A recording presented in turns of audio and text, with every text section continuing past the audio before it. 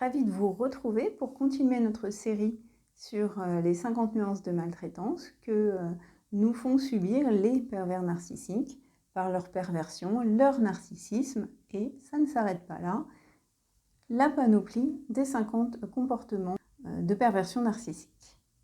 Aujourd'hui, je vous propose de voir un petit peu plus en détail la jubilation, les mécanismes de jubilation, pourquoi la jubilation et quelques façons pour eux d'obtenir de la jubilation.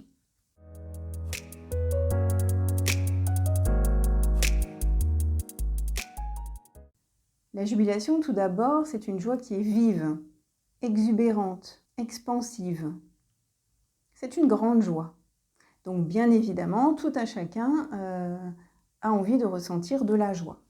Quand on ressent de la joie, on va sécréter des endorphines.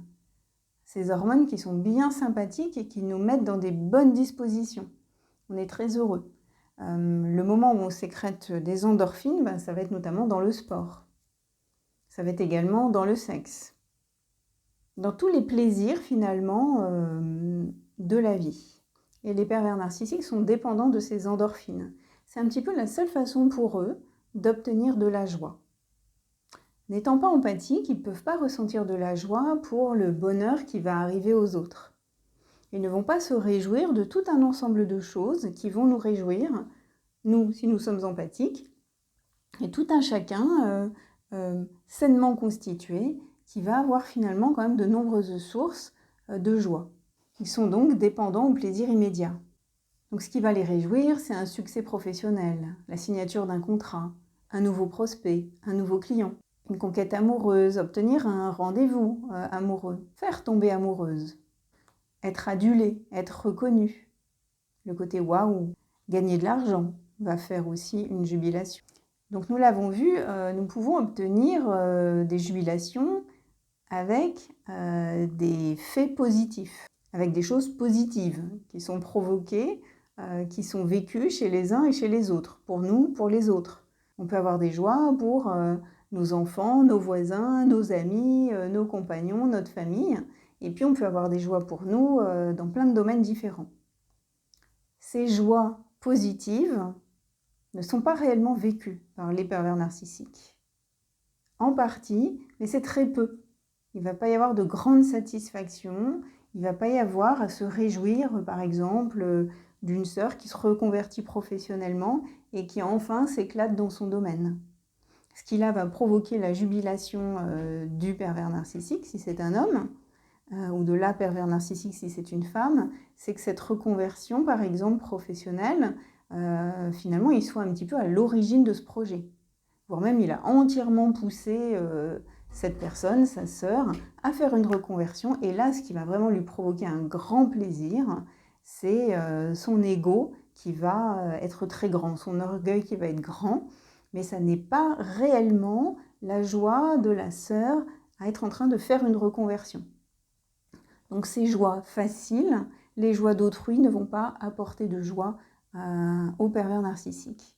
Et même si c'est leurs enfants, si leurs enfants remportent des médailles, par exemple, dans des activités sportives, ils ne vont pas ressentir une joie immense pour leurs enfants, mais ils vont ressentir une fierté immense d'avoir des enfants qui peuvent les rendre fiers, d'avoir des enfants finalement qui leur permettent de briller. Et les gros pics finalement de jubilation, d'endorphine, c'est lorsqu'ils causent du tort aux autres. Les petits torts, petite jubilation, les gros torts, grosse jubilation. Quand ils massacrent finalement l'ego, qu'ils abîment la santé, qu'ils sentent que les personnes ont énormément perdu, qu'il y a un désastre dans les environs, ça, c'est une jubilation maximale. Et finalement, ils vont essayer de générer ce genre d'événements pour avoir des jubilations maximales. Alors maintenant, souvent, on se demande, mais pourquoi ils sont comme ça? C'est vraiment une question qu'il est normal de se poser, mais comment est-ce qu'on peut se réjouir ainsi du malheur d'autrui? Il est évident que si on est sainement constitué, ça n'est pas possible. Alors pourquoi est-ce qu'ils sont comme ça? Ce sont les propositions de la nature en quelque sorte. Il y a des belles choses dans la nature et il y en a de moins belles. Vous avez des roses magnifiques dans un jardin et puis juste à côté, il va y en avoir des rabougris. Vous avez des roches qui sont abrasives, inconfortables, et vous avez des roches qui sont douces, qui sont polies par le passage de l'eau. Vous avez des gens généreux et puis vous avez des pingres, des radins, des avares. Il y a des hommes et des femmes qui donneraient leur vie pour une cause. Il y a d'autres hommes qui vont exiger de vous que vous donniez votre vie pour leur cause à eux. La vie n'est pas juste, la vie n'est pas facile, la vie, elle est. Ainsi, il y a des gens sains et des gens malsains. Il y a des gens hypersensibles et il y a des gens qui sont sadiques, manipulateurs. Il y a des personnes psychotiques qui sont inoffensives et il y a des personnes psychotiques qui sont meurtrières. Il y a des psychopathes qui détruisent à petit feu et vous avez des psychopathes qui détruisent en quelques gestes. Donc pourquoi ils font ça est la question la plus fréquente. Mais au fond, ce n'est pas la bonne question. La bonne question, quelque part, c'est pourquoi est-ce que nous ne parvenons pas à croire que ça existe? Nous avons tendance parfois à faire du déni, à utiliser en tout cas ce moyen de défense, car la réalité est trop angoissante.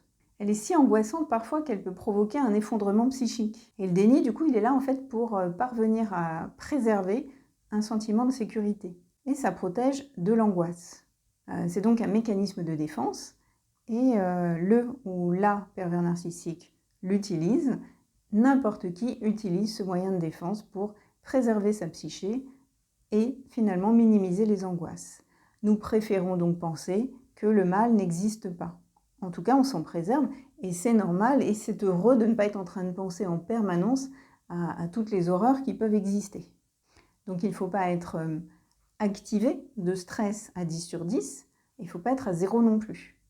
Donc pour un quotidien plus confortable, si on est activé, sensible à 1 ou 2 sur 10, c'est largement suffisant, ça nous met en alerte si besoin, et sinon le reste du temps on n'y pense pas. Je vous parlais précédemment dans d'autres vidéos du petit chaperon rouge. Pour la majorité d'entre nous, et moi j'en ai fait partie aussi, ce petit chaperon rouge est resté à l'état de fable, de conte. Pourtant la leçon est claire. Il y a des loups parmi nous qui sont déguisés en humains. C'est ainsi. Mais nous ne sommes pas en permanence en train d'y penser. Et effectivement, s'il y a devant nous un loup déguisé en humain, on va facilement le reconnaître. C'est bien plus difficile lorsqu'un humain est déguisé en loup, mais avec une apparence d'humain. Donc le loup est à l'intérieur dans les comportements, et encore c'est pas le loup, hein, là c'est plutôt Machiavel déguisé en humain. Donc pour le ou la pervers narcissique, la jubilation va être obtenue par le stress de sa victime, par la méchanceté qu'il lui fait subir, l'anxiété qu'il génère dans sa victime. Ça va être généré aussi par une trahison, des déceptions, des incertitudes chez la victime. Là, ça lui permet finalement de se nourrir de votre énergie et de remonter en énergie et de jubiler de votre malheur, de votre souffrance, de votre déception. Il va également utiliser le dénigrement, faire des comparaisons négatives, vous faire perdre des choses ou jubiler de vos pertes. Si vous êtes frappé par la maladie, il va jubiler de votre maladie.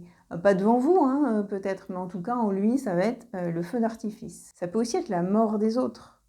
Ce qu'il fait jubiler aussi, c'est de jouer des jeux de stratégie. C'est pour ça que lui, pervers narcissique, ou elle, la pervers narcissique, sont toujours en train de jouer. Et dans ce jeu, c'est vous qui devez être en train de perdre chaque étape, chaque partie, bien sûr. Et puis, effectivement, il va se sentir fort et intelligent. Et ça aussi, ça va lui permettre de jubiler. La domination, vous l'avez compris, permet de jubiler. Il aime aussi beaucoup, ou elle aime parfois, un peu moins les femmes, regarder des films de guerre. Et ça les fait aussi jubiler parce qu'il y a des gens qui vont perdre des choses, qui vont mourir, et ça fait aussi jubiler. Et puis il va y avoir le héros qui gagne, et là effectivement ils vont s'identifier à cette personne qui gagne. Hein, puisqu'il y a un trouble de la réalité, ils peuvent tout à fait se voir comme dans le film. En tout cas, il risque d'y avoir un retour à l'enfance. C'est une vidéo que l'on a vue aussi précédemment. Et en se sentant enfant, ils vont finalement idéaliser des héros et avoir l'impression qu'ils peuvent être ces héros.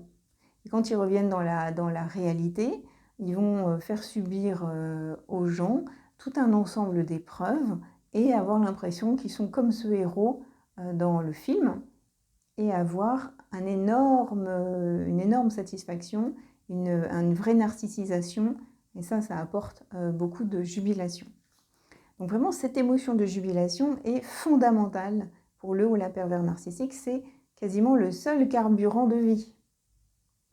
C'est pour ça qu'ils sont très forts en mauvaise foi, parce qu'ils ne peuvent pas d'emblée être en train de faire des massacres et des stratégies qui sont extrêmement visibles. Donc ils vont avoir des doubles discours. Moi je fais ça pour toi, alors qu'en fait c'est pour eux. Ou alors ils vous font croire qu'ils sont gentils et pendant ce temps-là, ils sont en train de vous faire perdre quelque chose. L'inconvénient de leur jubilation, c'est que c'est une satisfaction brève. La joie s'en va très vite. Il faut donc recommencer, il faut multiplier les jubilations. Les pervers narcissiques sont pris au piège en fait de ce processus et ils vont devoir recommencer. Donc ils doivent multiplier les victimes. Ils doivent multiplier les étapes de jeu, les stratégies, les situations, les fans. C'est extrêmement énergivore finalement. Donc c'est important pour toute personne qui côtoie un ou une pervers narcissique de vraiment identifier cette jubilation. Ce visage, on en a parlé aussi dans une vidéo, les 8 visages ou de la pervers narcissique. Ce visage de la jubilation, on arrive assez bien à le reconnaître. C'est vraiment ce visage avec une joie extrême, dans un cas de figure qui ne devrait jamais provoquer une joie extrême. Vous racontez que quelqu'un a perdu son travail, et la personne va être extrêmement contente. Elle va se réjouir du malheur de quelqu'un et elle va le dire, c'est bien fait pour lui. Voilà, tous ces moments où effectivement ça n'est pas normal, ça n'est pas juste, tous ces moments où effectivement ça n'apparaît pas sain de se réjouir du malheur des autres, ce sont des moments à noter lorsqu'on côtoie ce genre de personnes. Effectivement, à ce moment-là, vous notez ce comportement de jubilation. Et peut-être à un autre moment, vous allez noter de la triangulation. Et peut-être la culpabilisation. Et le fait que ça aille vite. Et effectivement, que de temps en temps, on a l'impression que ce sont des comportements complètement enfantins, immatures, irresponsables. Qu'il y a beaucoup de mauvaise foi. Et tous les comportements qu'on a déjà vus jusqu'à maintenant. On en a déjà vu plus de 25. Donc vous pouvez commencer déjà à prendre note des comportements des personnes qui vous entourent. Et s'il y en a beaucoup et que ça vous fait souffrir, eh bien pensez à partir, à prendre le temps, à organiser la sortie, à faire attention à vous protéger. Mais voilà, si vous avez affaire à un ou une pervers narcissique, sachez que ça ne va pas changer. C'est pas parce que la personne change de lieu, de couple ou quoi que ce soit que la personne change. Elle est comme ça pour la vie. Donc préservez-vous. Voilà, j'espère que vous avez appris des choses sur la jubilation. N'hésitez pas à poser vos questions, à partager vos expériences dans les commentaires, à interagir les uns avec les autres. Et moi aussi, je vais venir lire vos commentaires et interagir avec vous. Ce sera avec plaisir. Pour me soutenir, n'hésitez pas, si le cœur vous le dit, de laisser un petit like sous la vidéo et puis de vous abonner en activant la petite cloche grise pour être informé de toutes les vidéos qui viennent. Et ce sera aussi un grand plaisir d'être ensemble à chaque vidéo.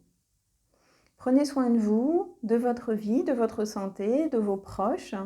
Ouvrez grand les yeux.